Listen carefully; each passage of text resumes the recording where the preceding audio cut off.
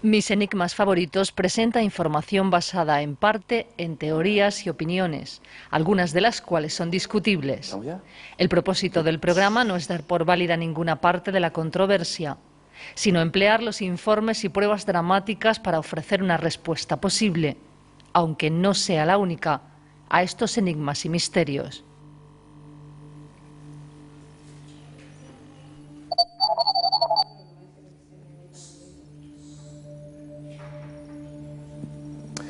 Queridos amigos, buenas noches y sean bienvenidos a una nueva edición de Mis enigmas favoritos. Les aseguro que les va a gustar hoy. Les voy a lanzar una pregunta. ¿Cuántos de ustedes han sentido miedo en su vida alguna vez? Miedo en algún lugar, miedo paranormal, sobrenatural. Permítame que les lea un extracto de un libro que tengo aquí que vamos a presentar esta noche y que dice lo siguiente. El miedo puede llegar a tener diferentes caras. La del temor a la verdad en ocasiones, la del cambio de nuestra percepción de la realidad y de lo que nos rodea, la de los sucesos que permanecen sin explicación, que parten de otro tiempo en el que un hecho inconfesable los despertó. Historias en suma cargadas de melancolía, de ambientes góticos, de seres cuyos nombres se susurran al calor de la lumbre en noches muy especiales.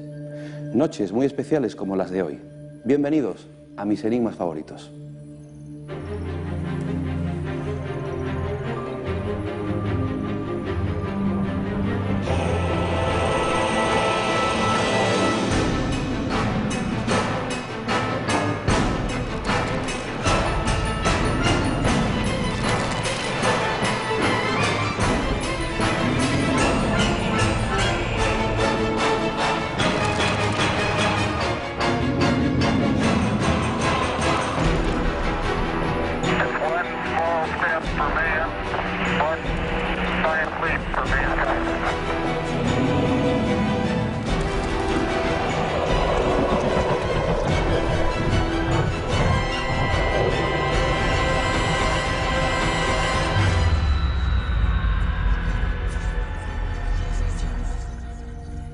Repasado, ¿han recordado en su memoria qué momento pasaron miedo de verdad?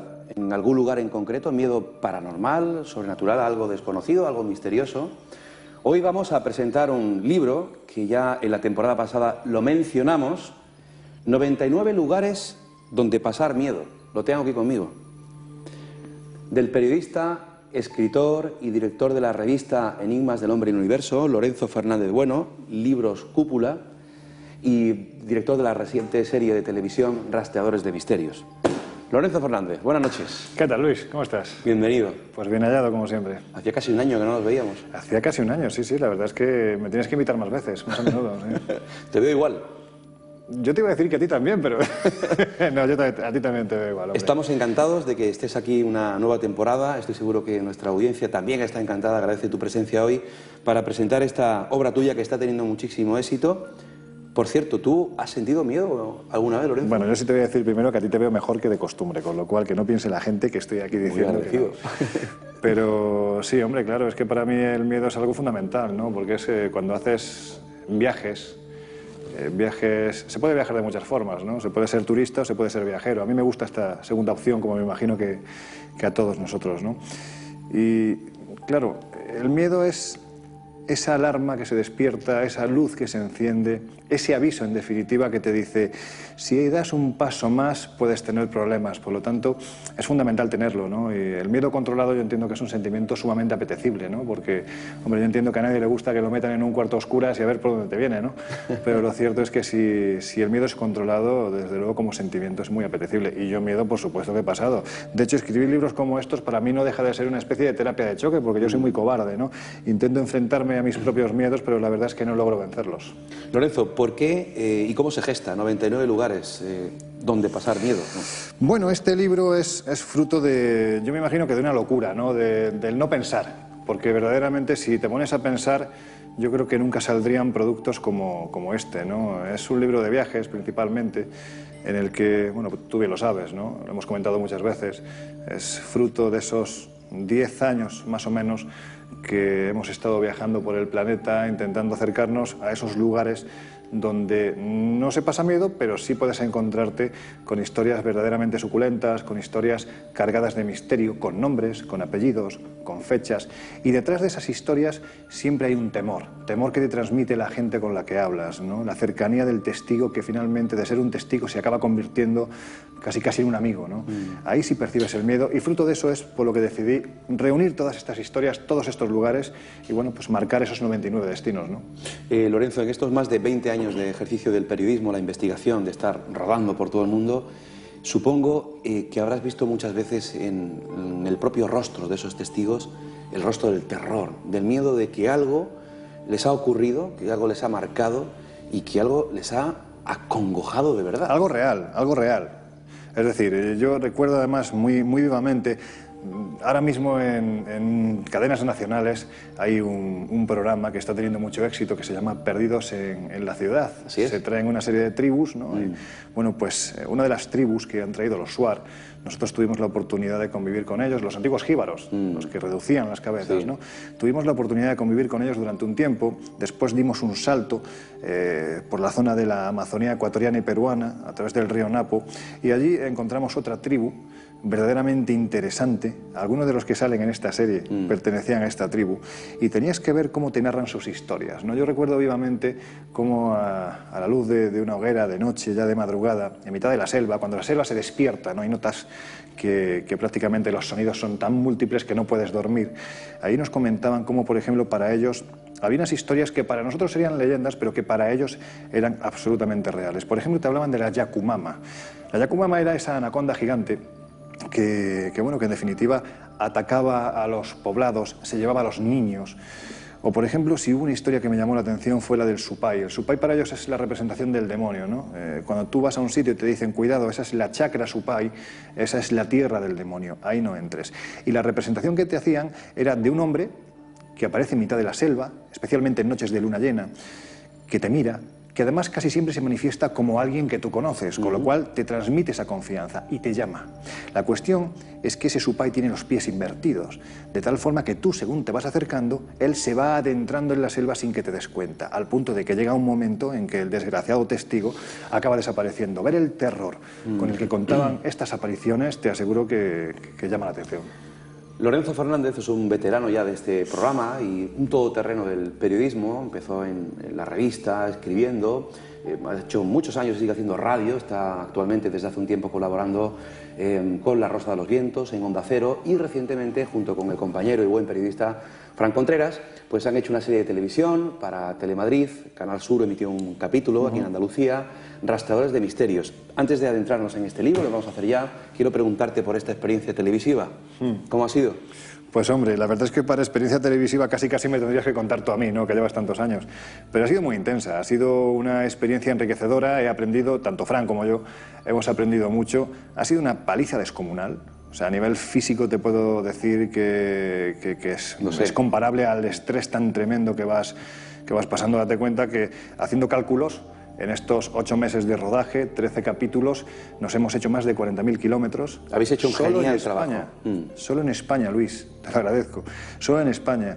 Más de 40.000 kilómetros, más de 300 localizaciones diferentes, más de 250 entrevistas. Es que estamos hablando de una auténtica brutalidad, de levantarte un día en Lugo y al día siguiente amanecer en Alicante, decir, bueno, ¿y dónde estoy? ¿No? Para que luego digan que hacer televisión es fácil. No es fácil, no es fácil. Lo que pasa es que es como todo, ¿no? Yo entiendo que la televisión requiere de algo tan sumamente intangible como es la vocación y la ilusión, ¿no? Con eso llegas a cualquier sitio y vences cualquier tipo de escollo, pero eso no está al alcance de todo el mundo. En este caso yo creo que a ti y a mí ilusión nos sobra, ¿no? Desde luego. Vamos a adentrarnos en 99 lugares donde pasar miedo. Y miedo estamos pasando ahora mismo en el plató, porque ustedes no lo han visto, probablemente habrán escuchado el ruido. Estamos en directo, recordemos. Y nuevamente me sonrío porque nuevamente, junto con Lorenzo Fernández y otras amigas que están presentes en el plató esta noche, rememoramos ocasiones donde siempre ocurren cosas extrañas. ¿Por qué? ¿Por qué me pasa siempre a mí? Yo para mí que, bueno, no voy a decir que haya cámara oculta porque hay muchas cámaras, pero es que siempre me pasa a mí. Se han caído los paneles ahí de forma muy extraña, pero es que de verdad que pasan estas cosas. Fenómenos poltergeist, solemos despertar. Bueno, hemos pasado un poco de miedo ahora. Pero vamos a adentrarnos en la investigación, en la divulgación de este libro, viajando primero por España, concretamente al noreste, Tarragona la Musara. Sí. La Musara es un lugar... Hazme una fotografía de ese lugar, Lorenzo. Bueno, digamos que sería una especie de esqueleto de piedra vestido de vegetación. Está enclavado en la zona más alta de la Sierra de Llavería, muy cerquita de Vilaplana, muy cerquita de Reus. Es un sitio que, al contrario de lo que se puede imaginar el telespectador de lo que es la provincia de Tarragona, que es principalmente costa, te subes a esta sierra, las vistas son maravillosas, el entorno es absolutamente alucinante. Aquí podemos ver... Veíamos antes a Fran y a Aracil. Exactamente, al amigo Miguel Aracil, durante el rodaje. Y bueno, lo que te encuentras ahí es un pueblo, es un despoblado, ¿no? Es un sitio que quedó abandonado en la década de los 50, un sitio muy próspero. La verdad es que estas casas que estamos viendo ahora mismo, literalmente terminan donde termina la tierra, porque a partir de ahí lo que se abre es una barranquera de más de 500 metros de profundidad en el mejor de los casos. ¿Y por qué es impactante este sitio? Primero por el entorno, o sea, la belleza paisajística es tremenda, es casi comparable a la grandeza de la leyenda que atesora, porque aquí, como te digo, en la década de los 50 fue despoblado, un sitio muy próspero. Lo que te dice la historia oficial es que hubo una epidemia de filoxera, una especie de bichito que atacaba a la vid y que acabó con sus principales cultivos e hizo que finalmente se fuera la gente de allí. Pero lo que tú, si empiezas a escarbar un poquitín, y reúnes, por ejemplo, lo que ellos llaman cantarellas. Cantarellas son coplillas de la zona. Te das cuenta de que, como ocurre en otros lugares de España, por ejemplo con Ochate, ¿no?, tan considerado ese paradigma de pueblo maldito, te das cuenta de que los habitantes de la zona no tenían un especial cariño por aquellos que vivían en la Musara. Yo no sé si era envidia por la prosperidad o por lo que fuera, pero allí tienes, por ejemplo, una de las cantarellas que más se cantaba. Era, perdón por mi catalán no es muy bueno, ahora lo traduciré, pero decía algo así como: mares i marit mendeu, no me'l deu de la Musara, que la boira sempre jau i la terra no m'agrada. Ah, parles bé català? Una miqueta. La cuestión es que esto significa algo así como: madre, si marido me das, no me lo des de la Musara, que la niebla siempre está allí y la tierra no me agrada. Aquí vemos ya un principio de lo que podemos denominar una especie de malditismo que, si además sigues escarbando en la historia, te remontas prácticamente a la época de las guerras carlistas y te das cuenta de que la historia nos dice que en el cementerio que hay contiguo a la antigua iglesia de la Musara fue enterrada en tiempos una bruja. La cuestión es que un general carlista bastante sanguinario, pensando que no era tal bruja, sino que era un soldado enemigo, decidió desenterrarlo para fusilarlo. Así se las gastaban, ya estaba muerto, pero había que matarlo más todavía, ¿no? Y cuando desenterraron, se dieron cuenta de que no, de que lo que allí había enterrado era una bruja, y aún así le dispararon. A partir de ahí se empezó a tejer toda la leyenda de la Musara, que lo ha convertido en un sitio tan sumamente extraño como que a día de hoy podemos decir que el índice de desapariciones sin explicación que se producen en la Musara superan, pero en un porcentaje elevadísimo, a las que se producen en el resto del país. ¿Podríamos decir que la Musara es un lugar maldito? Podemos decir, los expertos aseguran que es un lugar revestido de cierto malditismo. Pero no solo esto. Yendo un poquito más allá, hay quien incluso habla de puertas a otra dimensión. Sí. Y aquí también nos vamos al campo de la leyenda. ¿Qué elementos más parecidos con Ochate, ¿no? Sí, mencionado, ¿no? Evidentemente, cuando hablamos de pueblos de estas características, hay una serie de elementos que parece que se repiten, ¿no? Pero es que en este caso, además, tienes, al igual que en Ochate, nombres y apellidos. O sea, ahí estamos viendo, por ejemplo, antes de adentrarnos en esta historia, ahí estamos viendo que es un lugar escogido especialmente por determinados credos, determinadas confesiones de culto satánico que se dedican a hacer rituales, pues en la antigua iglesia, ¿no? de la Musara. Pero aquí, por ejemplo, hay una historia, una leyenda que dice que si tú saltas una piedra que hay al lado de una masía que hay a la entrada del pueblo, una gran piedra, inmediatamente vas a parar a otro plano. Y en ese otro plano se encuentra otra ciudad que se llama Vila del Cis, Villa del Seis. El Seis, evidentemente, ya tiene unas connotaciones no especialmente positivas, ¿no? Pero lo cierto es que dicen que el que salta esa piedra va a parar a ese lugar. La piedra está, yo la he visto, por si acaso no la he saltado. Pero lo cierto es que lo que sí nos dicen es que gente, por ejemplo, como Enrique Martínez Ortiz, nombres y apellidos, vuelvo a repetir, ese hombre, un hombre acostumbrado a caminar por estos lugares, es un sitio donde habitualmente se recoge rovellons, setas. Este hombre acostumbrado a ir todos los miércoles con su chándal, con sus amigos, iban uno detrás de otro en una animada charla. En un momento determinado, Pera, que era el que iba adelante, se da cuenta de que Enrique ya no habla, cuestión de segundos, se da la vuelta y Enrique ya no está. Han pasado más de 20 años, Enrique no ha vuelto. ¿Desapareció sin más? Se fue con lo opuesto. Sin rastro. Sin documentación, sin dinero, que los dejó en el coche, sin la medicación que él habitualmente llevaba consigo, tenía una serie de problemas cardíacos, no especialmente severos, pero tenía que tomar esa medicación, desapareció, no se volvió a saber nada de él. Fíjate hasta qué punto fue interesante esta historia, como tantas otras que han ocurrido en la Musara, que muy cerca hay un polígono militar, del que se dice también que está encantado, porque aseguran que se ven fantasmas, ¿no? El polígono militar de los Castillejos, que ese mismo día de la desaparición se llamó, por un lado, a los cuerpos y fuerzas de seguridad del Estado de la Selva del Camp, que es el pueblo más cercano, y por otro lado a los soldados de los Castillejos para que iniciaran la batida de la zona, es decir, vamos a peinarla porque este hombre no puede haber desaparecido. Durante días estuvieron buscándolo y sin embargo allí no se encontró nada. Sí te puedo decir, aquí ya quizás entraríamos en la parte, vamos a utilizar el término más friki de la historia, pero sí te puedo decir que durante esos días muchos investigadores aseguraron e incluso fotografiaron en la zona una elevadísima cantidad de objetos volantes no identificados sobrevolando la zona. Hombre, yo no creo que esté asociado un fenómeno a otro, pero lo cierto es que en la Musara pasan cosas y ninguna es normal. Me estaba acordando, Lorenzo, de hace años hicimos también un programa dedicado a los desaparecidos, de la cantidad de gente que desaparece de la nada, sin rastro, que no se vuelve a saber de ellos, y muchas de esas desapariciones ocurren en lugares como estos, ¿no? Malditos, marcados por el misterio, donde hay muchos testimonios ya que hablan de luces extrañas y ovnis sobre la Musara. ¿Tendrá ese lugar que ver también con el fenómeno ovni? Hombre, desde luego, vamos a ver, es un lugar para los amantes de la ufología, es ese tipo de lugar donde cada vez que se organiza una alerta ovni, allí se acude. ¿Por qué? Porque generalmente se suelen ver cosas raras. Lo que pasa es que, vamos a ver, el hecho de que tú veas un ovni en el cielo no quiere decir que sea una nave extraterrestre. Es decir, en el cielo se ven, ahora mismo, si nuestros telespectadores abren la ventana, se asoman y miran al cielo, verán ovnis. Hay objetos volantes no identificados. ¿Por qué? Porque no sabemos lo que son. Nosotros no tenemos el conocimiento que puede tener un astrónomo para interpretarlos. Lo que pasa es que en este lugar en concreto, el cielo es tan sumamente claro, está tan despejado, que es muy fácil ver, pues, o identificar lo que es un avión, lo que es un satélite, en fin, lo que puede tener más o menos explicación. Y allí se producen fenómenos luminosos, pues, por ejemplo, Antonio Toro, otra persona que tuve la oportunidad de entrevistar, un hombre normal y corriente que los temas paranormales, él utilizaba otra frase, pero vamos, no le importaba un pepino, él utilizaba algo un poco más obsceno. La historia es que él decía que yendo por la Musara en una ocasión, en varias ocasiones también, bueno, pues había una serie de luces, como pequeñas esferas, encadenadas una detrás de otras, que de repente aparecían surcando los cielos. Y en un momento determinado, cuando él se quedaba mirando, empezaba, bajad, bajad. Y le dije, Antonio, ¿qué pasó? Y dice, pues que aquello bajó. Y aquello se lanzó hacia el suelo e inició un vuelo rasante por la zona. Eso yo, que sepa, todavía no hay ningún artefacto que pueda hacerlo. Déjame mandar un saludo muy especial a todos los amigos que nos están siguiendo a través de internet, de nuestra página web. Son muchos los que nos siguen en toda España, fuera de España también nos siguen en el programa, y también se unen los amigos telespectadores a través de Onda Azul, la televisión municipal de Málaga.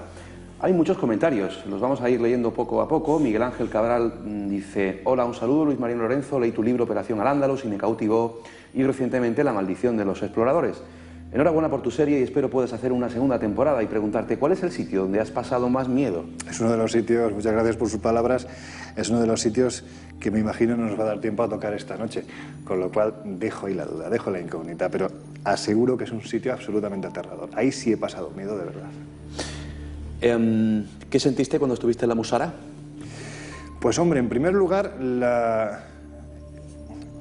mira, fíjate, lo que se siente en la Musara cuando estás solo, a mí me gusta ir solo, ¿no? Estos sitios son para vivirlos de primera mano y que no haya nada alrededor que moleste, ¿no?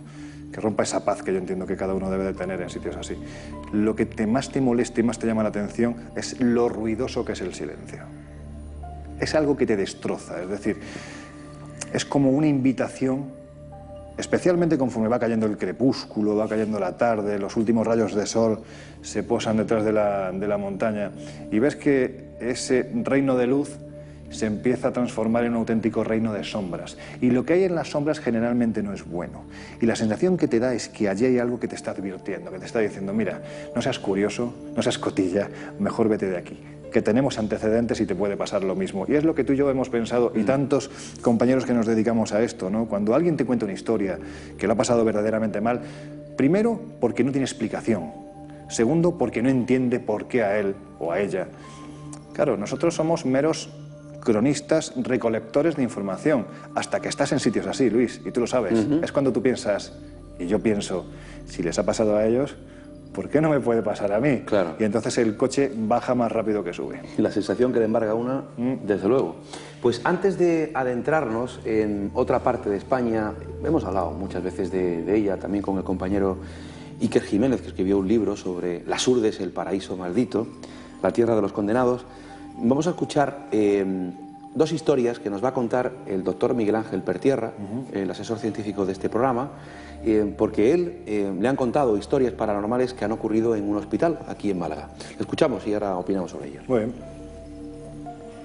Bueno, en mi caso no he tenido la ocasión de visualizar absolutamente nada. Es verdad que cosas extrañas sí te pueden pasar, pero hay dos casos que a mí me han llamado mucho la atención, sobre todo porque me lo han contado dos personas de mi máxima confianza y me lo han contado en primera persona, cosas que le pasaron a ellos. Uno de ellos era cuando empezaba su trabajo hace muchos años. Esta persona estaba a punto de jubilarse. En un hospital, que es el Hospital Civil, donde hay múltiples historias, donde fue un convento, donde todavía existen o han existido monjas, esta persona bajó a los sótanos por necesidad de buscar una medicación, una serie de cosas que tenía que buscar en el sótano, y se cruzó en un amplio pasillo que hay donde ahora mismo está radiología, se cruzó con una persona de un talante oscuro, vestido de negro, una mujer. Y cuando se giró, prácticamente porque le llamó mucho la atención, esta persona ya no estaba. Buscó por las puertas, buscó por todas partes y esta persona se había esfumado. Es prácticamente imposible que hubiera ocurrido. De hecho, esta persona ya cuenta esa historia y que durante muchos años no quiso bajar a esos sótanos de ese hospital civil. La verdad es que una persona de una complexión física bastante grande y te llama la atención de que le diese miedo la presencia de ese ser o de lo que fuese. El segundo caso ocurrió en el mismo Carlos Haya, en el área de quirófano, donde una persona pues tuvo que subir en medio de una intervención quirúrgica a recoger un material específico en una de las plantas de quirófano, y cuando iba a pasar por uno de los pasillos aledaños se dio cuenta de que había una imagen, pero tenía una característica especial: flotaba, no tenía pies. Entonces lo miró y vio que tampoco tenía rostro. Entonces, claro, ¿cuál sería su sorpresa y su terror? Que bueno, se dio la vuelta y fue corriendo, se fue corriendo, pero bueno, como alma que lleva el diablo. De hecho, ese material tuvieron que subir otras dos personas a recogerlo y evidentemente ya no vieron nada. Esta persona y la otra que comento son personas que después de muchos años de conocerla, son personas que no toman ninguna sustancia ni padecen ninguna alteración y desde luego alucinaciones estoy seguro que no han tenido.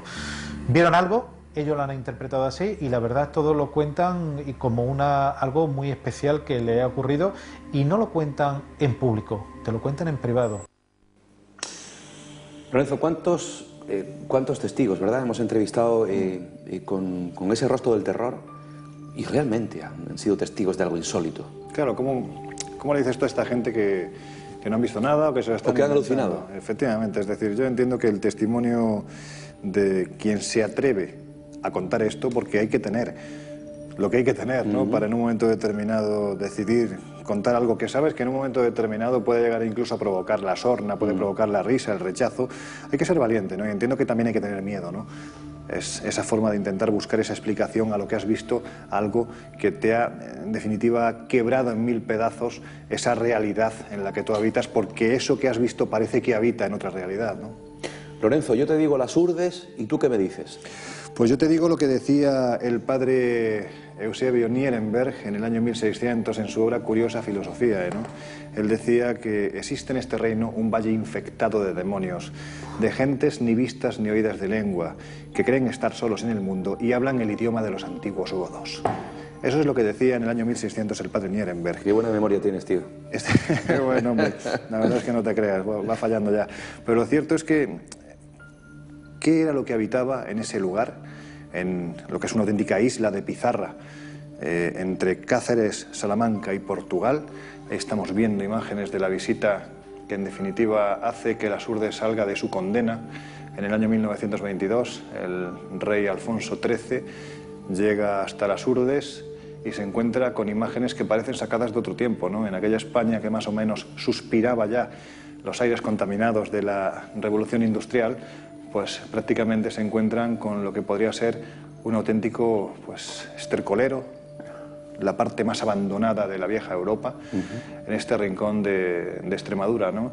Y lo que allí se ve hace que el rey, en un momento determinado, montado en sus burros, en una tierra en la que prácticamente para acceder de una alquería a otra tenías que ir por unos caminos muy intrincados, hace que el rey se ponga a llorar. Literalmente es lo que nos dicen las crónicas, ¿no? Al observar cómo de una casa de pizarra, pueblos de pizarra que literalmente se confundían con el resto de la montaña, en un momento determinado el rey observa cómo un hombre tullido sale de una de estas casas de pizarra, a su lado su hermana deficiente mental, embarazada. Qué imágenes, Lorenzo. Una tierra en la que no se podía enterrar.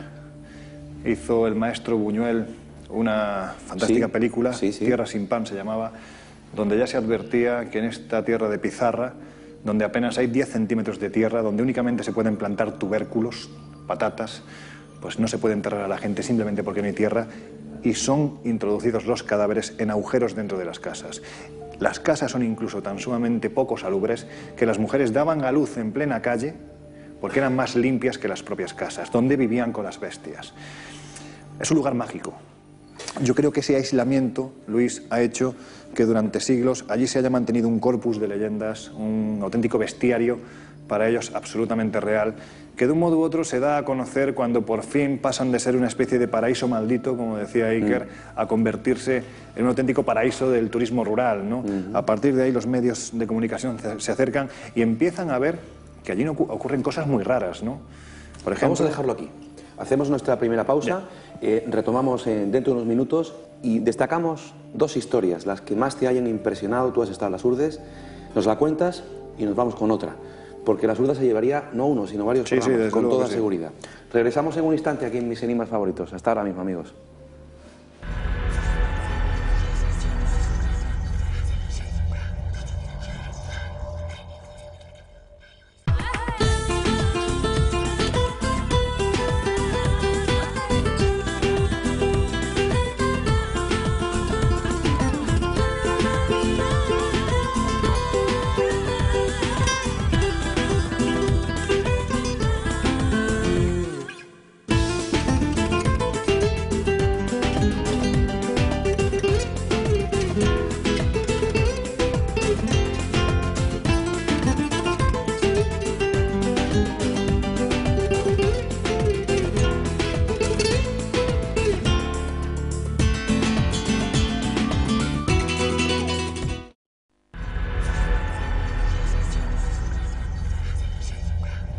Continuamos la segunda parte del programa, seguimos en directo en Mis Enigmas Favoritos. Hoy nos acompaña el periodista, escritor y director de la revista Enigmas, Lorenzo Fernández. Hace poquito los veíamos en televisión, sobre todo en Madrid, en Telemadrid, Rastreadores de Misterios, a él y a Fran Contreras, al amigo Fran Contreras, que si nos está viendo, que le mandamos un fuerte saludo desde aquí.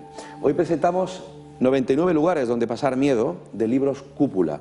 Una especie de guía de lugares marcados por el misterio, algunos de ellos por el miedo, por el terror, lugares de todo el mundo. Desde luego, todo aquel amante del misterio y de los viajes debe tenerlo en su particular biblioteca. Estamos hoy buceando un poquito en él y hablando de un lugar en España, ya mencionado en algunas ocasiones.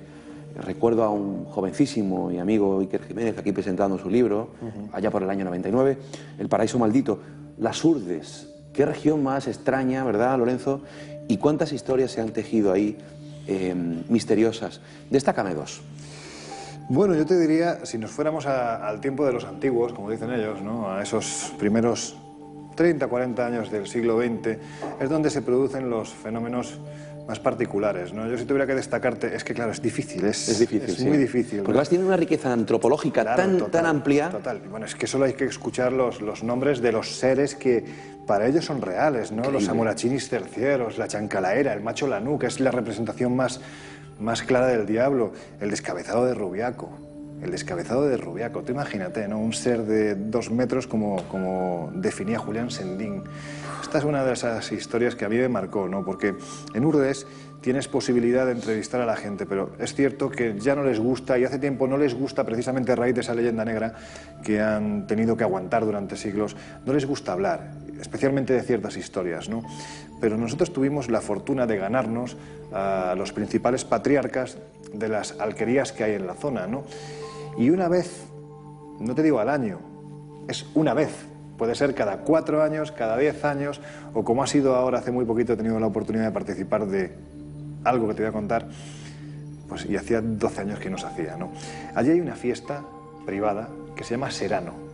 El Serano es una reunión al calor de una hoguera, en una noche muy especial, señalada, donde alrededor de esa hoguera se juntan los patriarcas de todas y cada una de las alquerías. ¿Por qué? Porque el patriarca allí es el juez, es el maestro, es el médico, es el hombre de poder, por decirlo de alguna forma. El chamán. Sí, lo que era el antiguo chamán, en definitiva, ¿no? Y esa es la gente que tiene el conocimiento, los que guardan las historias de antes, del pasado y quién sabe, ¿no? Si del futuro. Nosotros tuvimos la oportunidad de asistir con un buen amigo, Félix Barroso, maestro de Urdes, fíjate qué profesión más bonita, a uno de estos seranos, ¿no? Y recuerdo cómo ellos te cocinan la comida en el fuego, te la ofrecen, y una vez que has terminado de cenar, empezamos con las conversaciones, ¿no? Y Julián Sendín, un hombre de 81 años por aquel entonces, te estoy hablando del año 94 o 95, ni siquiera había aparecido Enigmas todavía, pues me acuerdo que aquel hombre con su bastón sentado, un rostro curtido, noble, nos miraba a Iker, a Félix, a Julio Barroso, que también estaba, y a mí, y nos decía: yo lo he visto. Si me quieres creer, me crees. Y si no, me da igual. Yo lo he visto. Esta es mi verdad. Y le preguntamos: Julián, ¿y cuál es su verdad? Y nos empieza a contar el hombre que en la época del extraperlo, es decir, después de la Guerra Civil, la única forma de supervivencia que había era precisamente esa, el extraperlo, es decir, el contrabando. ¿Con qué contrabandeaba esta gente? Pues con el orujo de Madroño. Esta gente estaba acostumbrada, el que conozca la orografía de Urdes, son montañas, montañas y más montañas. Y después de las montañas, montañas. Y pizarra. Y pizarra. Y esta gente estaba acostumbrada a ir durante la noche recorriendo los senderos de montaña, literalmente infectados de lobos, y esta gente estaba acostumbrada a ir por allí sin miedo. Conocían el terreno, conocían sus dioses y conocían sus demonios. Lo que no conocían es lo que hay entre medias, y lo que hay entre medias del cielo y el infierno son los seres que habitan en Urdes. Por ejemplo, el descabezado de Rubiaco. Este hombre, cuando bajaba hacia su pueblo, Rubiaco, de repente aseguraba que había oído una especie de algazara, y pensó: ya están aquí los guardias civiles. Pero no, aquello no era la Guardia Civil. ¿Quiénes eran? Según se fue acercando, observó a un ser muy alto. Él decía que era como un ser de blanco, de más de 2 metros, que montaba como un jaleo impresionante y que se aproximaba hacia ellos. Y yo le preguntaba a Julián: ¿y cuáles eran sus rasgos faciales? Decía: no tenía cabeza, te lo juro por mi madre. Y yo decía: madre mía, este hombre no me está engañando. ¿Qué ha sido lo que ha visto? Claro. Esos seres, con el paso de los tiempos, de las décadas, acabaron literalmente acongojando a toda una población, la de Vegas de Coria. Se les pasó a llamar pantallas. Salió publicado en los diferentes diarios de Extremadura. Hoy, por ejemplo, publicó en el año 91, creo recordar, una noticia en la que decía que un pueblo asustado no salía a partir de las 7 de la tarde por miedo a las pantallas. Las pantallas eran unos seres, en este caso ya no de blanco, sino de negro, también de una estatura bastante elevada, que se veían en una curva muy cercana al pueblo, que se aproximaban a los habitantes del lugar, al punto de que incluso el miedo fue tan terrible que se organizaron batidas escopeta en ristre para cazar a estas pantallas. ¿Qué es lo que estaba pasando allí? Pues no lo sé, pero es que casos y casos... Bueno, me estaba acordando del caso Colás. Por ejemplo. Clásico, ¿no? Y además en el mismo paralelo, curiosamente, que Fátima, ¿no? ¿Cuántas es que son tantas casualidades, historias, ¿no? Es que podríamos hablar del sí. duende de Ladrillar, que secuestraba niños. En el año 1909, creo recordar, lo cazó literalmente el cura del pueblo de Ladrillar, don Isaac. Pero claro, la historia tótem es precisamente la de Nicolás Sánchez Martín, el Colás. Este hombre, estamos hablando del año 1917, era un hombre también que acostumbraba a ir a la zona de Ribera Oveja, muy cerca de lo que actualmente es el pantano Gabriel y Galán. Él iba allí por la noche con su caballo, bueno, pues iba buscando castañas, ¿no? Y recordaban que cuando se acercó a altas horas de la madrugada observó una luz que flotaba en mitad de las aguas. La definición que hizo es que era como una escoba de palma, es decir, era algo que era muy estrecho por arriba, en su parte superior, y muy ancho en la parte posterior. Algo extraño, ¿no? El hombre se quedó diciendo, bueno, ¿esto qué es? Un hombre acostumbrado, vuelvo a repetir, ¿no? A bregar con la noche y con lo que en la noche hay, ¿no? Un hombre sin miedo, y de repente se empezó a asustar.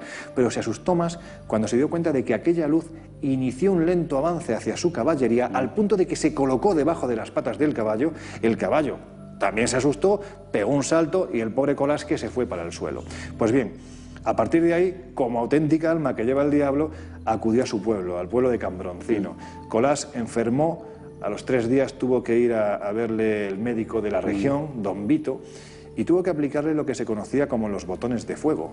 ¿Qué eran botones de fuego? Pues poco menos que consistía en observar que la sangre se estaba coagulando, se abría el brazo y unos hierros candentes en la leña se colocaban dentro para intentar salvar a ese enfermo. Evidentemente, fuera por los botones de fuego o fuera por la luz que se le aproximó, Colás no consiguió sobrevivir. Y como tú bien decías al principio, lo interesante de esta historia es que justo en el instante en el que Nicolás Sánchez Martín, el Colás, el primer mártir del misterio en España, está observando esa luz sobre el pantano de Gabriel y Galán, 3 pastorcillos están viendo aparecer a una extraña silueta en Cova de Iria, en Portugal. Año 1917. Se iniciaban las apariciones de Fátima. Es curioso, cuanto menos. Queremos pedir disculpas porque hay bastantes reclamaciones en nuestro muro de Facebook de gente que nos está siguiendo de diferentes puntos de España y parece que la página web no va bien, la emisión online, quizás sea el tráfico de... pues probablemente de miles de personas que estén siguiendo ahora mismo el programa. Espero que nuestros técnicos puedan solucionarlo. Aprovecho para decir que también estamos en directo en este momento en Radio Mijas, en 107.7 y también a través de nuestra página web. Nos están escuchando en la radio en estos momentos. Antes de adentrarnos en otra historia, y nos vamos a Europa, concretamente a Alemania, vamos a escuchar a un buen amigo de este programa. Le hemos preguntado si existen los fantasmas. ¿A quién le hemos preguntado? A Miguel Blanco, hombre, periodista amigo, sí, señor, y director del mítico programa de radio Espacio en Blanco. Miguel Blanco, ¿existen los fantasmas? Echas un vistazo por las calles de cualquier ciudad, está lleno de ellos, en el buen y el mal sentido, ¿no? Cuando entrevistas a personajes como Raymond Moody o videntes importantes que andan por ahí en las televisiones, ¿no? Dice que aquí en este espacio estaríamos absolutamente rodeados de ellos, ¿no? Si entiendes como fantasmas esa presencia sutil que queda después de la muerte, cuando no has entendido que tu paso trasciende, existen. Y de alguna manera tratan de manifestarse para llamar la atención sobre ciertas cosas que han dejado de hacer, ¿no? Pero creo que son existencias muy efímeras. Esa energía acaba difuminándose y el ser humano trasciende a otros niveles. Pero existir, estoy convencido que existe. Lorenzo, ¿tú también estás convencido de que los fantasmas, sea lo que sean, existen? Yo creo que no. Vamos a ver. Definamos, ¿no? Fantasma, bien. El concepto de fantasma, ¿no? Es el aparecido, esa entidad que se manifiesta, que correspondería a alguien ya difunto. Yo creo que no. Que evidentemente hay algo. Lo que pasa es que nosotros, digamos que dependiendo del entorno sociocultural donde se manifieste, lo interpretas de una forma o de otra. Seguramente en un país islámico, pues se interpretaría de otra forma, de otra manera, ¿no? Y si te fueras al Atlas marroquí, seguramente pues te hablarían de los djinas, ¿no? O sea, algo hay. ¿El qué es? Pues sinceramente no lo sé. La sensación que da es que es inteligente. Fíjate, hay una teoría muy interesante. Eso hay un buen amigo común, Miguel Pedrero, redactor de la revista... Me encantaría traerle al programa. De la querida Competencia, Año Cero. Este hombre ha escrito un libro con un título muy particular. Se llama El universo no es plano. Eso es. Es interesantísimo el libro. Y te habla de lo que se está hablando ahora mismo, ¿no? De la física cuántica, de la teoría de las cuerdas. Y él te habla de la posibilidad, ahora que ya se baraja que no vivimos en 3 dimensiones, que estamos en más dimensiones, se habla de la posibilidad de que existan inteligencias de otras dimensiones. Es decir, hay otros planos donde están esas inteligencias que interactúan en ocasiones con nosotros por un mecanismo que no sabemos cuál es, pero que pulsamos el botón adecuado y de repente se produce esa interactuación. ¿Te imaginas la cantidad de fenómenos paranormales que podría explicar esta teoría, que es puramente física? Es como una especie de coexistencia, ¿no? Exactamente. Yo pienso que un fantasma sería eso. Es decir, es algo que se cuela de un plano que no es el nuestro y que no somos capaces de interpretar. Isabel Alavedra, desde Cataluña, nos escribe: ¿es posible que una persona como Lorenzo, que ya sabe que va a lugares donde pueden pasar cosas tenga menos miedo o esté más predispuesto a toparse con sucesos extraños? No, al revés, todo lo contrario. ¿Qué más quisiera yo? Yo cuando voy a los sitios donde te dicen que se están produciendo fenómenos extraños o que se ven ovnis tal, pues hombre, siempre vas con la intención de, yo también quiero verlo, ¿no? Pero siempre o llegamos 2 horas antes de que se produzcan y nos vamos, poco antes de que se manifiesten, o simplemente no aparecen, ¿no? Entonces no es predisposición, todo lo contrario. Yo creo que además los que nos dedicamos a estos temas tenemos un sano escepticismo, ¿no? Precisamente para evitar la trampa que por desgracia también en estos temas existe, ¿no? Lada Franket le dice, Lorenzo, ¿qué experiencia te ha dado más respeto o miedo? Y antes de comenzar el programa, estábamos recordando, Lorenzo nos recordaba, amigos aquí presentes, pues una anécdota, una experiencia que él tuvo en un viaje muy especial al sur de Francia. Hoy es 17 de enero y probablemente en ese lugar, en el sur de Francia, se hayan visto manzanas azules. Y muchos dirán, bueno, ¿eso qué es? Te pido titulares, Lorenzo, y te pido también la síntesis de ese viaje iniciático nocturno con la que estaba cayendo a ese cementerio. Bueno, tus telespectadores que ya son veteranos, si les digo Rennes-le-Château, seguramente ya saben de qué les estoy hablando, ¿no? Este pequeño pueblo que hay en el sur de Francia, en los Prepirineos, y cuya historia sirvió para que, entre otras muchas cosas, Dan Brown escribiera el Código da Vinci. Es decir, se habla de una serie de linajes que están escritos en unos documentos que fueron enterrados en este lugar por un cura. A partir de ahí hubo un enriquecimiento extraño, mucha muerte también. O sea, para mí era un sitio tótem, ¿no? Y en este lugar, hoy, 17 de enero, se produce un fenómeno bastante peculiar, ¿no? Siempre es el 17 de enero, ¿no? A la 1 de la tarde, hora solar, es decir, a las 12 del mediodía, a través de la vidriera, de una de las vidrieras de la iglesia de Santa María Magdalena, se cuela un rayo de sol que va a impactar literalmente contra el altar mayor. Pues bien, ahí se conforman de repente en un juego lumínico creado por este personaje tan especial que fue el abad François Berenguer-Saunier, 3 puntos azules que se conocen como le pain bleu, es decir, las manzanas azules. Y justo debajo, ¿qué es lo que te aparece? La silueta embarazada de María Magdalena en el altar mayor. Es un guiño bastante peculiar, ¿no? Vamos a la Alemania, a un lugar que se llama Village Hellstatten. Es un sanatorio encantado. Yo me preguntaría, mira qué imagen, Lorenzo, nos has traído.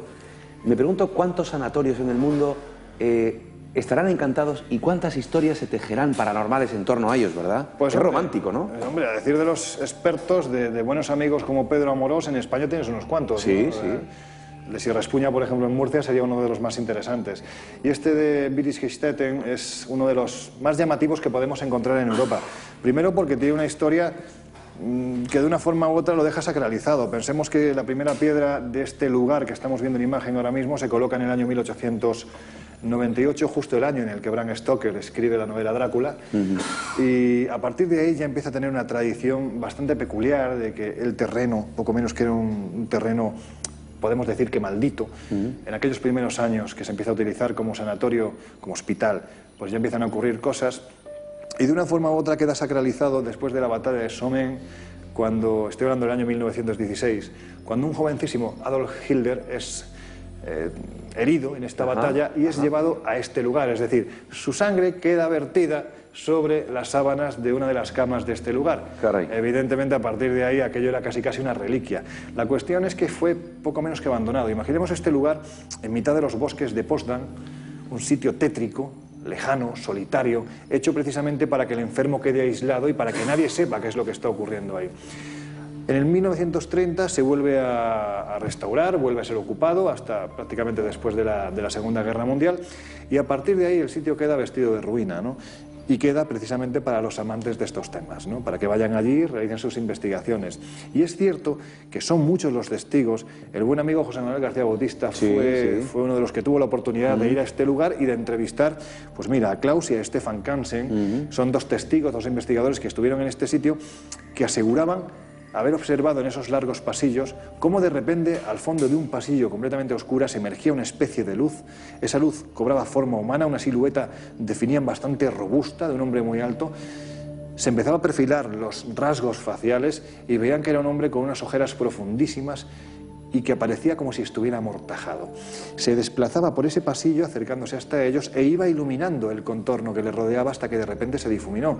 Pero es que tenemos, por ejemplo, otra historia, la de Thomas Sauter, otro investigador que acudió a este sitio y que le comentó al propio García Bautista cómo se había aparecido una mujer con un camisón, una mujer pelirroja, completamente demacrada. Un camisón blanco. Exactamente, que más o menos hacía el mismo ejercicio que este otro supuesto aparecido, ¿no? Desplazarse por los pasillos, flotando hasta el testigo, flotando evidentemente, y una vez que se acercaba, casi ignorando al testigo. Es decir, aquí en este caso no había susto ni nada, simplemente pasaba como si el testigo no estuviera allí. Imagínate la escena. Decía el bueno de Fernando Jiménez del Oso, es como si alguien proyectara una vieja película por error, ¿no? Exactamente. El fantasma siempre hace lo mismo, ¿no? ¿Ves? Tú también tienes muy buena memoria, sí señor. Sí. Sí, es verdad, porque no interactúa con el entorno, es decir, ni siquiera con los testigos que están presenciando. El fantasma va como a su bola, siempre hace lo mismo, ¿no? Es como un bucle, ¿no? Eso, un bucle del tiempo. Exactamente, es que queda ahí encerrado en un momento temporal y parece que está condenado a eso, ¿no? A aparecerse constantemente. Y en este lugar es curioso, ¿no? Hasta hace muy poquito tiempo, precisamente por lo aislado que está el sitio, era un entorno idóneo especialmente para aquellos que disfrutan haciendo footing, ¿no? Bueno, pues se ha dejado de hacer footing. La explicación está en lo que allí pasa, ¿no? Pues de Alemania nos vamos a la vecina Francia, porque ¿cuántos de ustedes han estado en París? ¿Y cuántos de ustedes han estado en los subterráneos de París, en las catacumbas? ¿Cuántas historias también se tejen en torno a estos lugares, eh?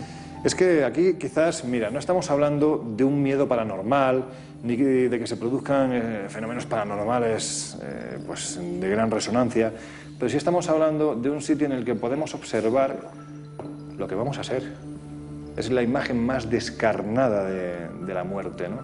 Estamos hablando de las catacumbas de París, un sitio que hasta hace muy poquito tiempo era un auténtico nido de maleantes, de alimañas, era un sitio abandonado, más de 300 kilómetros galerías, ¿no? De galerías que están debajo de la ciudad de las luces, en un auténtico reino de sombras, ¿no? Este lugar eran unas antiguas minas romanas, ¿no? Pensemos que en el siglo XVIII, XVII más o menos, el consistorio decide habilitar este lugar como cementerio porque el crecimiento de la ciudad de las luces es impresionante, ¿no? Crece tanto la población que evidentemente, pues de una forma paralela, crecen también las defunciones y los cementerios no dan de sí. ¿Qué hacen? Se habilitan estas viejas minas romanas para llevar los cadáveres. Bueno, pues lo que hicieron fue, en pleno siglo XVIII, tú imagínate, carros fúnebres tirados por caballos negros, atravesando los empedrados de París, transportando un total, en cuestión de 15 meses, se transportaron más de 2 millones de cuerpos procedentes de los diferentes cementerios. Más de 2 millones de cuerpos. De los diferentes cementerios que había en París. En cuestión de 100 años, el desplazamiento se estimaba en 40 millones de cuerpos. Madre mía. Cuerpos que han quedado, de una forma u otra, pues ornamentando, ¿no?, las galerías de este lugar. Y nuevamente en este lugar se repiten sucesos, Sí, como en otros lugares, apariciones. Es un lugar curioso, primero porque es un plato natural, te quiero decir, ha sido utilizado para 200.000 historias, ¿no? Desde libros de Alejandro Dumas, de Humberto Eco también, por ejemplo, en El péndulo de Foucault, también lo ubica en este lugar. Actualmente como atracción turística. Claro, o sea, es decir, es un sitio en el que no hace mucho tiempo ocurrió algo extraño, fíjate. Hace unos años se cerraron parte de las galerías, hoy solo es visitable 1,5 kilómetros, porque había una serie de personajes que se dedicaban a hacer ritos de corte satánico, pues siempre van a estos sitios, por lo que sea, les gusta, porque además utilizaban la materia prima que más abunda, los huesos humanos, ¿no? Entonces las autoridades decidieron cerrar parte de este recorrido. Pero hace muy poquito tiempo, unos jovencitos que salían de fiesta en un fin de semana, decidieron pegarse un buen homenaje y dijeron, vamos a ver, ¿qué podemos hacer que se salga un poco de lo normal? Vamos a colarnos en las catacumbas, pero no en la parte que se visita, sino en la parte vieja. Durante 3 días estuvieron perdidos. La policía, familiares, amigos, estuvieron buscándolos. Cuando los encontraron, 2 de ellos estaban en estado de shock, uno de ellos estaba totalmente enloquecido. ¿Qué habrían visto? Pues me imagino que algo desagradable. Si se encontraron a lo mejor con el concilio vampírico de Anne Rice, que también se celebró allí, pues lo mismo no les gustó.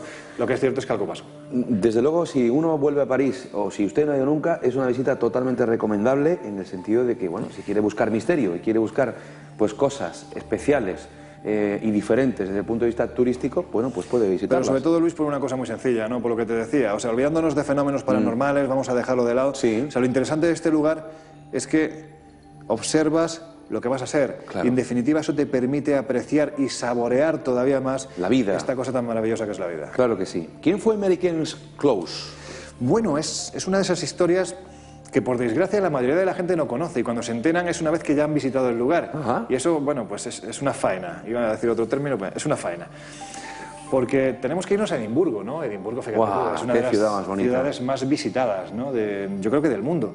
Lo que muy poquita gente sabe es que debajo de la Milla Real, que es esa milla que vertebra lo que es la parte antigua de Edimburgo. Edimburgo, para que se hagan una idea los telespectadores, está construida la vieja Edimburgo sobre un antiguo volcán, con lo cual no puede crecer a lo ancho, siempre ha crecido a lo alto. Y la calle que divide esa vieja ciudad es precisamente la Milla Real. Lo que muy poquita gente sabe es que debajo de esa calle tienes la otra ciudad de Edimburgo, es decir, la ciudad subterránea, con sus casas, con su ropa tendida. Ahí vemos, esas fotografías toman del cementerio, vemos el castillo. Efectivamente, esta sería la parte baja, arriba está el castillo. Yo me enamoré de esta ciudad, ¿verdad? Es que para no enamorarse, es una ciudad, fíjate tú, yo como andaluz supersticioso que soy, a mí pasear por un cementerio ni loco, ¿no? Y sin embargo, pues fíjate, aquí es que estás paseando por un parque, ¿no? En el que además se alardea, por ejemplo, ¿no? Allí ves muchas tumbas en las que pone, este señor fue grado 33 de la gran logia masónica, y dices, qué maravilla, ¿no? Aquí la gente no tiene problemas, ¿no?, para decir estas cosas. Y debajo de esto se encuentra el Mary King Close, es uno de los callejones pues, más conocidos. Pensemos, tenemos que ubicarnos más o menos en el siglo XVI aproximadamente, la época de las últimas pestes en Europa, asolaron gran parte del viejo continente. Y en este lugar, que era la zona pobre de Edimburgo, lo que decidió el consistorio fue levantar unos muros, ¿no? Es decir, creó un gueto realmente para aislar a los enfermos y que no saltaran a las zonas que todavía no habían sido contaminadas. Cuando esos muros fueron tirados, imagínate lo que se encontraron. Cadáveres y cadáveres y cadáveres apilados, ¿no? La cuestión es que en esa vergüenza el consistorio decidió tirar las casas como una forma de olvidar lo que había ocurrido, pero tiraron solo de segunda planta hacia arriba. De segunda planta hacia abajo las casas quedaron perfectas. Y sobre ese cimiento que es la segunda planta se empezó a construir la moderna ciudad de Edimburgo. Se tapó, se construyeron calles encima de esas segundas plantas y a partir de ahí empezó la moderna ciudad que hoy en día podemos ver. Esas plantas que quedan debajo de tierra, donde como te digo todavía puedes ver las puertas de las casas, las propias casas, ¿no? La ropa tendida que se balancea al son de un viento que allí no existe. La verdad es que te da que pensar, ¿no? Porque las historias de fantasmas allí son brutales. Desde luego. Brutales. Desde luego. Y hay un sitio especial dentro de este Mary King Close que nos lleva al lugar donde se encuentra el fantasma más conocido de Edimburgo, que es la niña Annie, ¿no? Es una pequeña casa.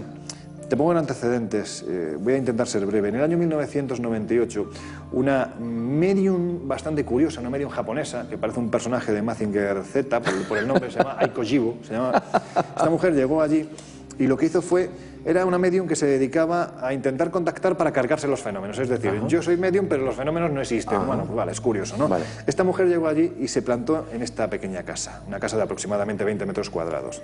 Bueno, pues la mujer de repente, cuando pasó del pequeño salón a una estancia todavía más pequeña, se quedó de piedra, pero de piedra que los ojos se le pusieron prácticamente en blanco, empezó a soltar espumarajos por la boca, la tuvieron prácticamente que reanimar, y cuando volvió a la realidad, lo que dijo es que en la esquina que tenía delante había una niña con un muñeco que la miraba y que además le había contado que en esa casa había vivido ella con 10 familiares más, que esos 10 familiares habían muerto en la época de la peste y que en la última en morir, también víctima de la peste bubónica, había sido ella. Fíjate qué cosa más curiosa. Eso hizo que Annie, ese fue el nombre que le pusieron, se convirtiera en el fantasma más célebre de Edimburgo y que además esta mujer también se convirtiese por fin, que creyese que verdaderamente pasaban cosas raras. Y lo bonito de esto es ver cómo los fenómenos paranormales, de una forma u otra, suponiendo que este caso sea real, ¿no?, sirven para un buen fin. Cuando tú vas allí, ves un baúl, hoy en día. Vas al lugar, te enseñan el rincón y hay un baúl enorme, lleno de muñecos, cientos de muñecos. ¿Para qué? Pues porque se consideró que la niña Annie, pues en ese supuesto más allá, debía de estar acompañada de muñecos. Se va llenando el arcón y cuando está lleno se lleva a los diferentes orfanatos que hay en la ciudad para repartirlos, ¿no?, con los niños. Bueno, es algo verdaderamente bueno. Desde luego. Pero el sitio es recomendable. Tenemos que hacer nuestra segunda pausa. Tenemos todavía preparadas algunas historias porque al norte de Edimburgo se encuentran las Highlands, lugar espectacular, precioso, de una belleza paisajística extraordinaria, y allá hay una mítica historia, una criatura llamada Nessie. Sí, señor. El lago Ness. ¿Seguirá allí Nessie? Bueno, se siguen fotografiando escenas extrañas, se siguen grabando. ¿Hay testimonios? Allí hay algo. ¿El qué es? No lo sé, algo hay. Vamos a analizar un poco la información generada hasta hoy en día. Regresamos en unos instantes aquí en Mis Enigmas Favoritos. Hasta ahora mismo.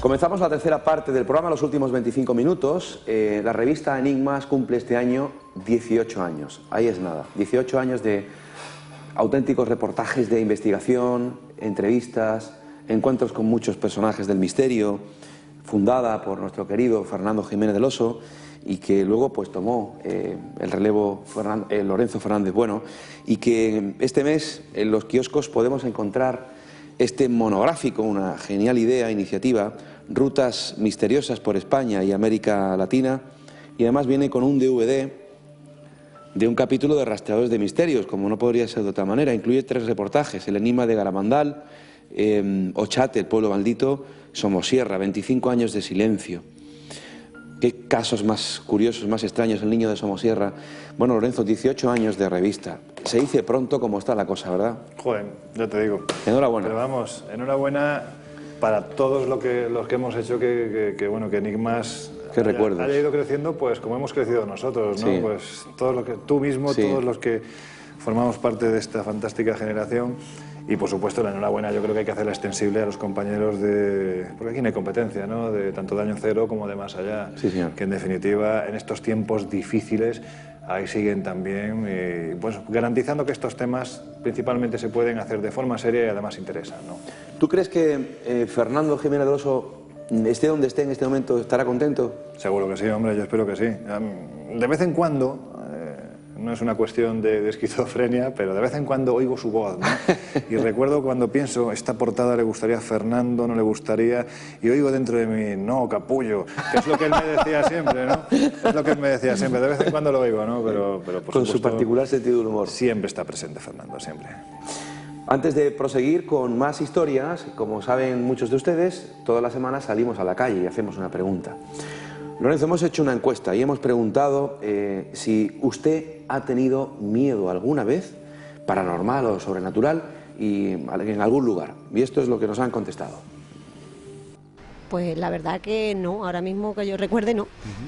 No he tenido ninguna cosa fuera de lo normal. Ajá. Pero no quiere decir que no lo haya, ¿eh? Pero yo no lo he tenido. No. ¿Nunca? No, la verdad que no. Bueno, alguna sensación de que algo hay por detrás, pero en la oscuridad, pero poco más. Hasta ahora no. Esperemos que no la tenga, vamos. En Toledo, en un hotel antiguo, sí. ¿Qué pasó?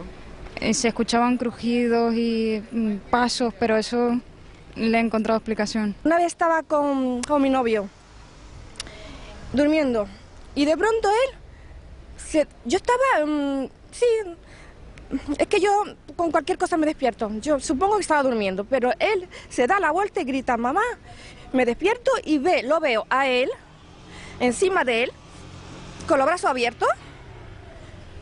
O sea, él aquí y su doble aquí, pero como dibujado con un lápiz blanco brillante. Y el fondo era negro, o sea, su silueta. Y estaba con los brazos abiertos y la boca abierta, y hace así, y pasa, se mete en la pared, y lo desperté que estaba muy dormido. Y le cuento, ay, me estás asustando y tal, de verdad. Y es que en esa habitación no sé lo que pasaba, porque su vecino murió una vez, y él, a la misma hora que murió el vecino, él vio un cono blanco bajar del techo, y la gata, empezó a gritar, de esto que hacen los gatos, y salió pitando. Así que, y él me contó entonces lo que había pasado en esa habitación. No. Nosotros yo no creo en ese tipo de cosas. No, nunca. No, nunca. No, nunca. Pues lo he tenido bañándome. ¿Sí? En el cuarto de baño, como si me cogieran por detrás. ¿Y usted qué cree que fue? Que yo me creía que era una broma de mi marido. Pero allí no había nadie. Nadie. Pero más de una vez. Lo he consultado y dice que, lo que sé, que eso era una persona, que un espíritu que me está protegiendo, que no sé qué. He ido a preguntarlo. Pero sí, y mucho miedo. No. Nada. No, y además no creo en eso. Quizá por la noche cuando estás solo en casa y oyes ruido y este tipo de cosas, pero... Cuando era chico tenía fiebre y me pareció haber visto el diablo. Sí, tenía un ciruelo que era muy rojo y detrás de la ventana estaba el diablo. Era horrible. ¿Pasaste miedo? Sí, mucho. Nos hemos sonreído con algunas declaraciones que nos han hecho aquí todos los amigos que se han acercado al micrófono de Mijas 340 y de este programa para responder nuestra pregunta. Muchas gracias a todos ellos. Reacciones y opiniones para todos los gustos, Lorenzo. Sí, pero la verdad es que yo todavía no sé exactamente qué tenía que ver el ciruelo en toda esta historia, pero debe ser tremendo. El ciruelo es importante, Lorenzo.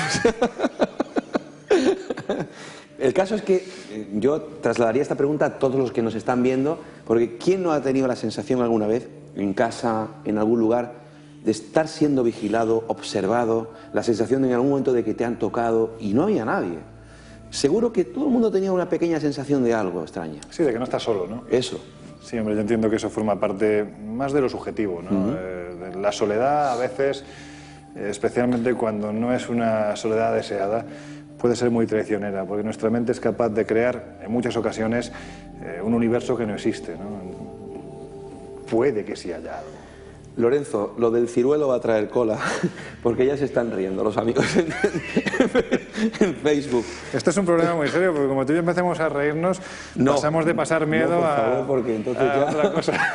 La risa es contagiosa y no vamos a poder hacer el programa. Vamos a dar nuestro teléfono por si hay algún valiente o alguna valiente que nos quiera llamar. Vamos a proseguir con las historias y recordar nuestra agenda de actividades. Deja de reírte, Lorenzo, porque entonces ya no voy a poder continuar con el programa. Nuestro teléfono 952 58 10 10. Recuerden que estamos en directo y que pueden llamar en este momento para contar alguna experiencia paranormal o hacerle cualquier pregunta a Lorenzo sobre lugares donde hayan pasado miedo, lugares donde pasar miedo. 952 58 10 10. Tenemos bien abierta nuestra vía de comunicación del correo electrónico misenigmasfavoritos@gmail.com, misenigmasfavoritos@gmail.com. Y como siempre, recordar nuestra agenda de actividades, que para el próximo sábado 23 de febrero tenemos una nueva excursión a Noalejo para visitar su iglesia y lo que en ella hay, 2 copias de la Sábana Santa de Turín, encargadas por Carlos V en el año 1527, una de ellas con una particularidad muy especial. ¿Conoces esta historia? Sí, claro. La de Noalejo, increíble, además, en tu provincia, en Jaén. Y a continuación iremos a ver las caras de Belmez con la excusa de visitar ese nuevo museo que parece que el día 3 de febrero, que es el aniversario de la muerte de María Gómez Cámara, se va a inaugurar en Belmez de la Moraleda. No es segura todavía la fecha, hablando el otro día con Pedro Justicia, el alcalde de Belmez. Sí. Trabajan a marchas forzadas para que el día 3 se inaugure y nosotros el día 23 de febrero podamos ir a visitar ese museo interactivo, ese museo de interpretación de las caras de Belmez, que creo que, por lo que me ha comentado el propio alcalde, va a estar muy bien. Eso será 23 de febrero. Tenemos nuestro tercer simposium, Enigmas y Misterios, en Málaga Capital, el sábado 9 de marzo, con un montón de conferencias muy interesantes, con contenidos varios, y que el día 31 de enero, o sea, ya, dentro de 2 jueves, jueves 31 de enero, a las 8 de la tarde, servidor de ustedes dará una conferencia en el Teatro de las Lagunas con entrada gratuita hasta completar el aforo. No hay que retirar la entrada, muchos me han preguntado en estos días. Se va y uno coge asiento y ya está. 8 de la tarde, claves ocultas del Camino de Santiago. La conferencia acabará sobre las 9:30 de la noche y a las 10:30 en punto haremos el programa en directo desde el Teatro de las Lagunas. Abordaremos el misterio de los sueños, se interpretarán sueños ahí en directo con la gente que quiera estar presente y cuente por sus propios sueños. Y avanzarles ya en primicia también que la Concejalía de Cultura y de Juventud mejor dicho, del Ayuntamiento de Mijas organiza, creo que es la 4ª ya edición Noche de Misterio, después de Semana Santa, ya daremos la fecha, será en abril, y que en esta ocasión será también en el Teatro de las Lagunas y abordaremos el misterio de los ovnis. Lorenzo está ya invitado. Y yo encantado de venir, hombre. Claro que sí. Claro que bueno, sí. Estarás dentro de poquito aquí.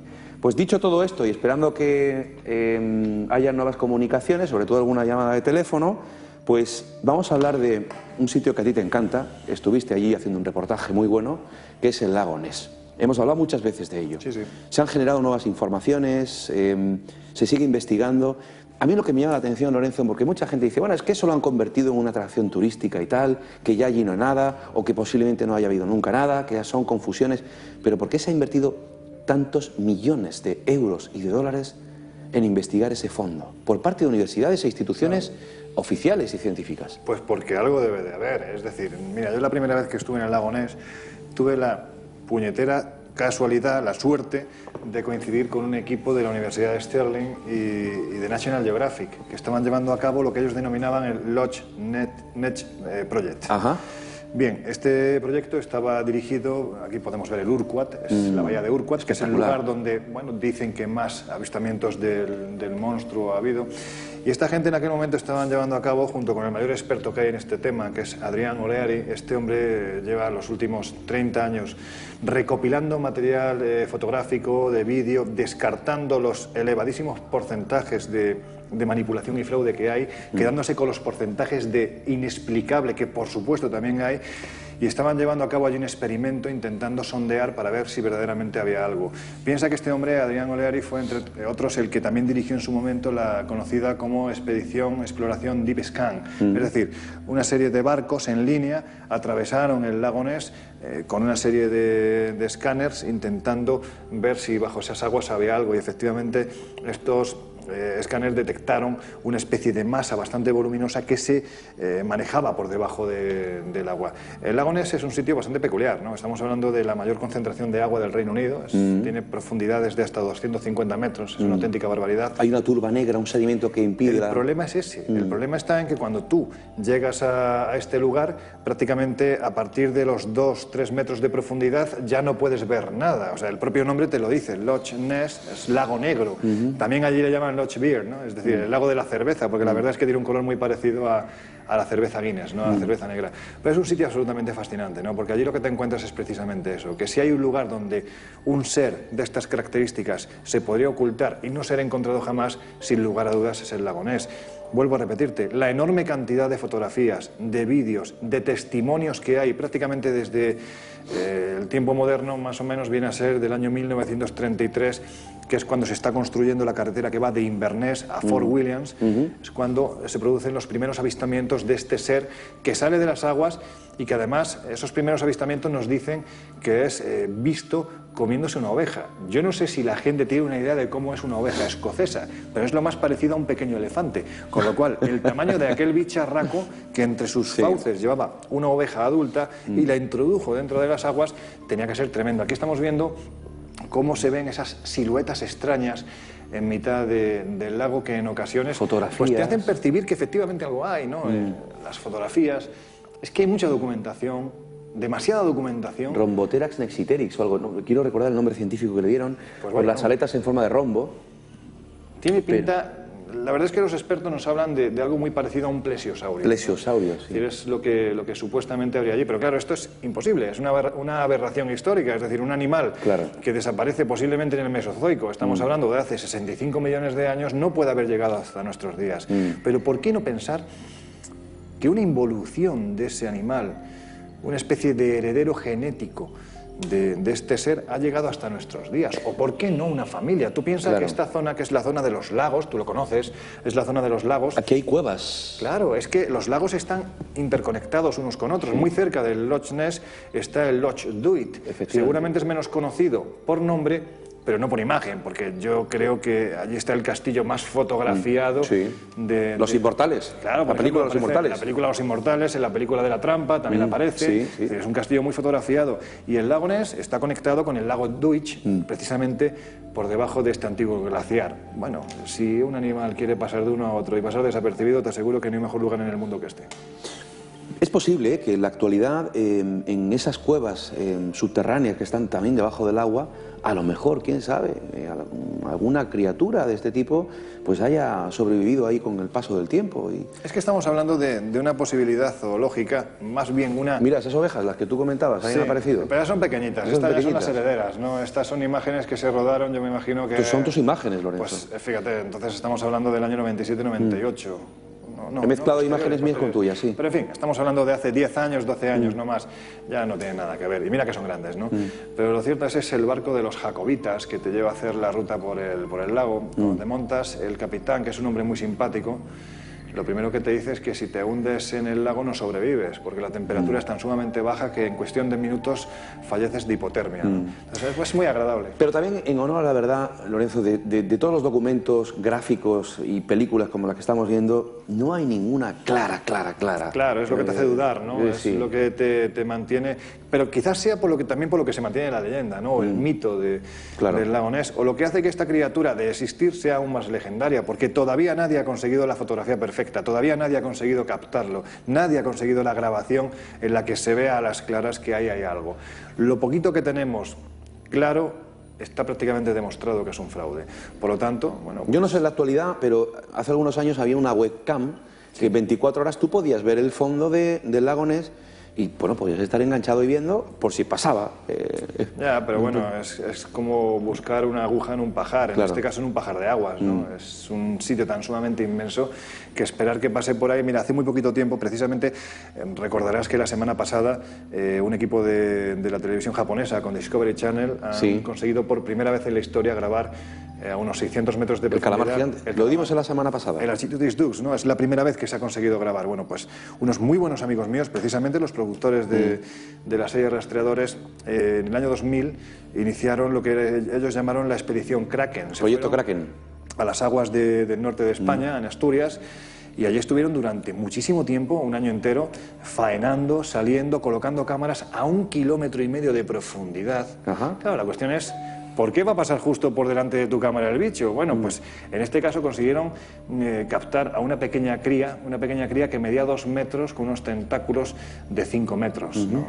Era un bichito importante, ¿no? Esto es lo del chiste, vaya bocadillo que te puedes hacer con él, ¿no? Bueno, pues no se puede comer porque es amoníaco puro, pero lo cierto es que es muy difícil, con lo cual, imagínate, si es difícil, ¿por qué también, o por qué tiene que ser fácil conseguir la grabación del monstruo, ¿no? Sugerencia desde La Palma, Roberto Castro escribe: buenas noches, Luis, te veo desde La Palma, en Canarias, desde luego la página web, online, con la imagen no va con el sonido. Me gustaría que organizases un programa sobre la aproximación desde la física científica de las distintas dimensiones que pueda haber, 26 quizás o más. Seguramente que todo esto de los fantasmas tendrá una explicación. ¿Cuántas cosas nos ocultarán los físicos de Estados Unidos y Rusia? Un saludo, Roberto. Y Marítima Casa dice: buenas noches, Luis Mariano, mi nombre es Octavio Pastor, felicitarte por tu buen hacer y decirte cada semana disfruto mucho con tu programa, aunque hoy te veo a trozos, va fatal la línea de internet. Dale un abrazo a Lorenzo, tengo su libro de la presentación en Sevilla. Pregúntale si va a hablar de la isla de las muñecas. Las fotos que puso en esta presentación fueron... Sí, y ahí voy, porque ¿cuánto tiempo nos quedan? 7 minutos y medio. Me gustaría primero preguntarle a un buen amigo también nuestro, Sebastián Darbó, periodista, escritor, psicólogo, al teacher, ¿qué es un fenómeno paranormal? Le escuchamos, que nos defina lo que es un fenómeno paranormal, adelantamos un poco nuestra escaleta y nos vamos con la isla de las muñecas. Ahí Lorenzo pasó miedo. Sebastián Darbó, ¿qué es un fenómeno paranormal? El término alemán poltergeist o espíritu ruidoso o duende ruidoso viene a englobar todos los fenómenos que tienen lugar en una casa encantada. No solamente un rap, un ruido en una pared, sino que puede haber psicokinesias, movimiento de objetos, movimiento y desplazamiento también de objetos, luces evanescentes, fosforescentes, ruidos, todo tipo, termogénesis, bajadas de temperaturas, subidas, en fin, todo tipo de fenómeno paranormal que es aparentemente inexplicable, pero que siempre tiene un percutor, tiene un elemento generador que en una de las personas que vive en la casa.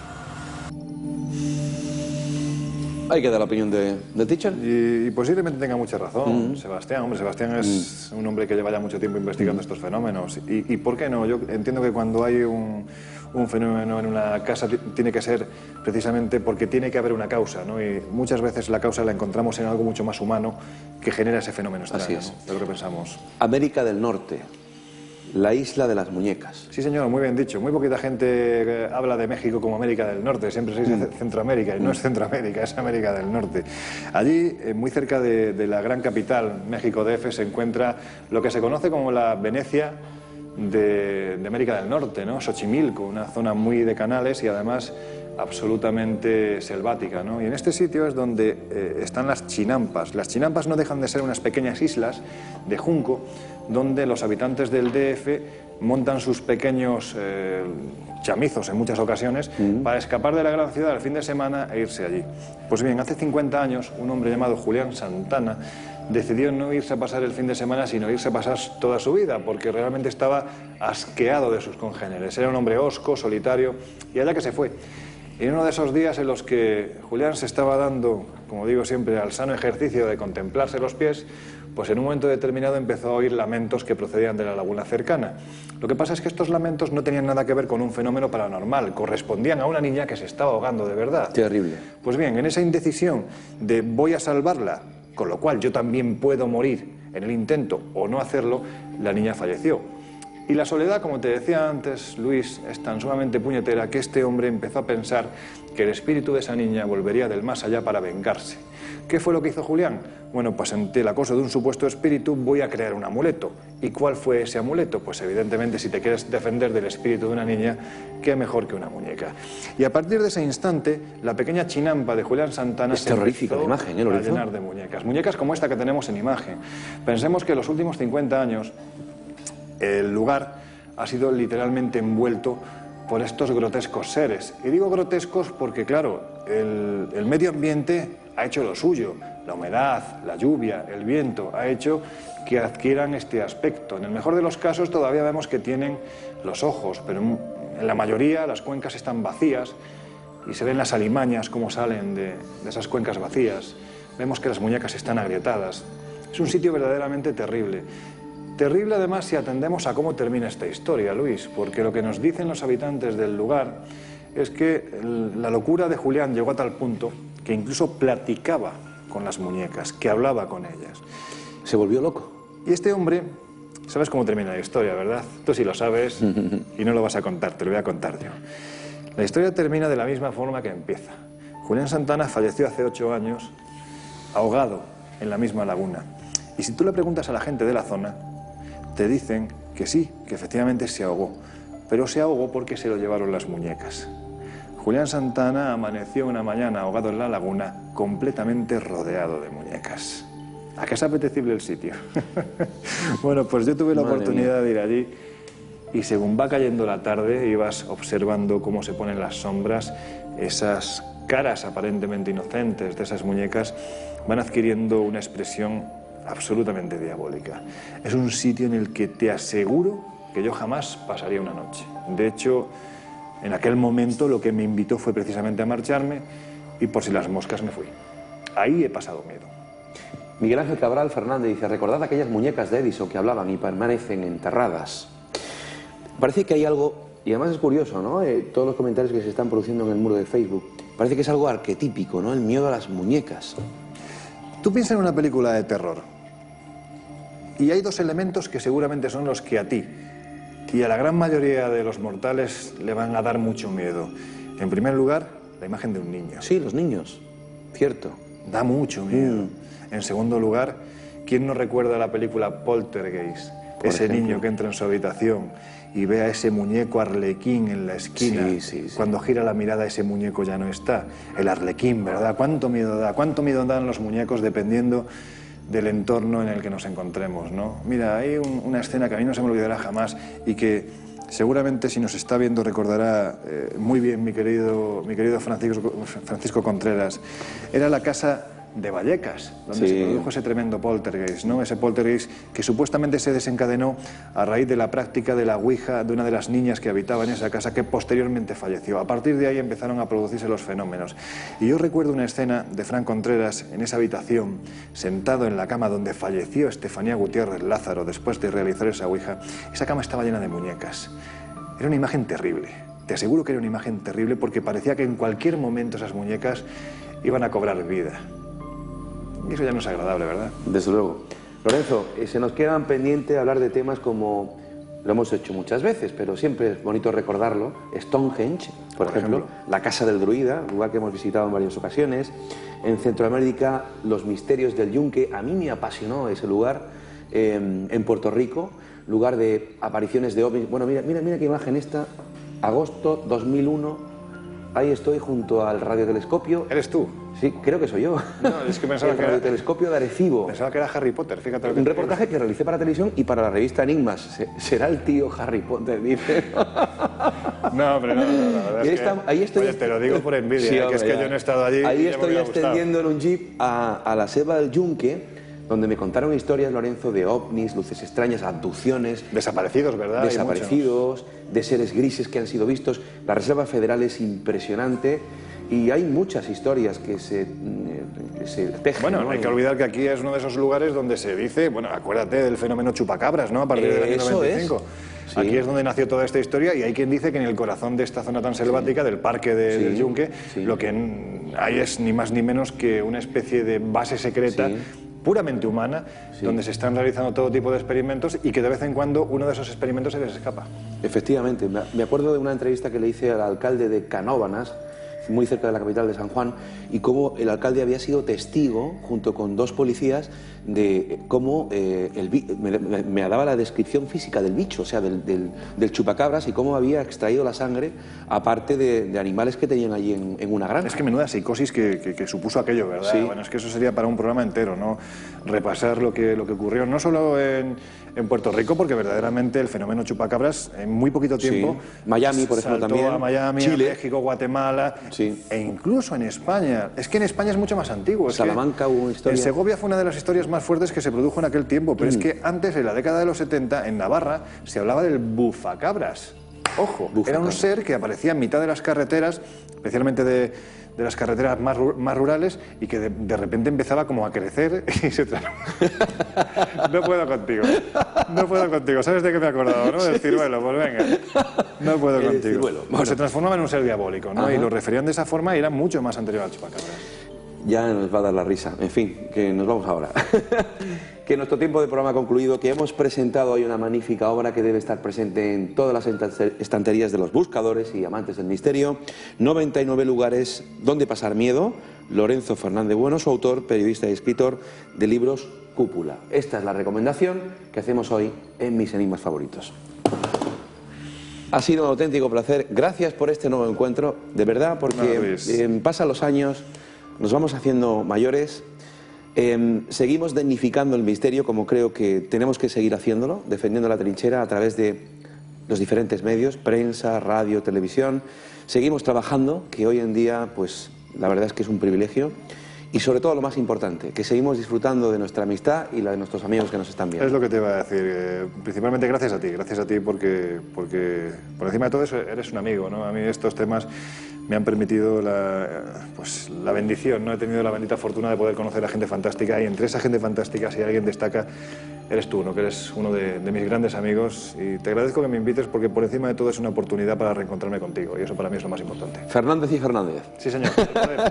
Nos vemos en abril para hablar de ovnis en el Teatro de las Lagunas, ¿te parece? Ahí estaremos. Junto con 800 amigos que se juntarán allí como el pasado año, ¿vale? Ahí estaremos. Y a ustedes muchísimas gracias por haber estado fielmente una semana más, a todos los amigos de Facebook que nos siguen a través de Internet. Sentimos si la conexión no ha sido buena hoy, vamos a intentar remediarlo a nivel técnico. Gracias de verdad a toda la gente que nos siguen a través de la televisión. Un abrazo muy fuerte de todo el equipo que hace posible este programa. Que sean felices, muy buenas noches.